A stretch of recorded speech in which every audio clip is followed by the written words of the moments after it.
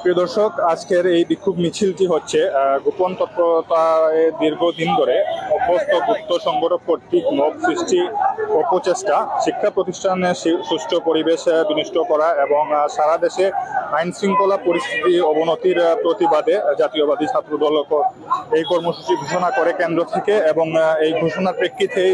সিলেট জেলা মহানগর ছাত্রদল আজকের এই বিক্ষোভ মিছিলটি করছে। আপনারা দেখছেন